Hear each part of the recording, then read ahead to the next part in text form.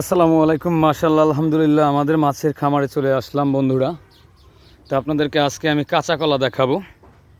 আমাদের মাছের খামারের পাশে যে আমরা কাঁচা কলার চাষ করছি, যে দেখেন কিভাবে কাঁচা কলা হয়ে আছে। কাঁচা কলার চাষ কিন্তু অনেক লাভজনক। এক একটা ঝাড় থেকে বছরে আপনি 3 থেকে 4 ছড়া কাঁচা কলা কিন্তু নিতে পারেন। আর কাঁচা কলা কিন্তু বাজারে অনেক ক্রাইসিস। জানেন যে যত সবজি আছে তার মধ্যে উত্তম একটি সবজি হলো এই কাঁচা কলা। রান্না করে খাওয়া হয়। এই কাঁচা কলাগুলো আমরা 4টাকে 1 হালি বলে থাকি।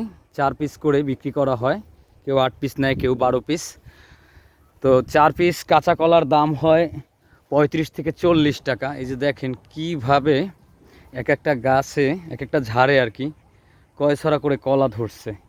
যে গোড়ায় দেখেন আবার কতগুলো চারা উঠছে। কিছু চারা রাখতে হবে আর কিছু চারা কেটে ফেলতে হবে, তা না হলে আবার গাছে পুষ্টি পাবে না। পেঁপে রয়েছে, এপাশে রয়েছে পুঁই শাক, এদিকে মাছ।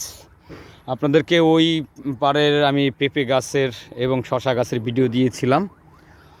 তা আজকে এই পাড়ের কাঁচা কলার ভিডিও দিচ্ছি। এই যে দেখেন পুরাতন একটা পেঁপে গাছ। পেঁপে গাছটার বয়স প্রায় 5 থেকে 6 বছর।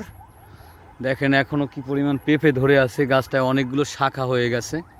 গাছটা ভেঙে গেছিল মাজার থেকে, পরবর্তীতে শাখা হয়েছে। আপনারা যারাই কাঁচা কলা চাষ করতে চান আমাদের কাছ থেকে পরামর্শও পেতে পারেন, চারাও নিতে পারেন। কখন রোপণ করবেন, কি মাটিতে রোপণ করবেন, কলা গাছে কী কী খাবার দিতে হবে, সব কিছুই কিন্তু আমাদের কাছ থেকে জানতে পারবেন। তো ভালো থাকবেন, সুস্থ থাকবেন।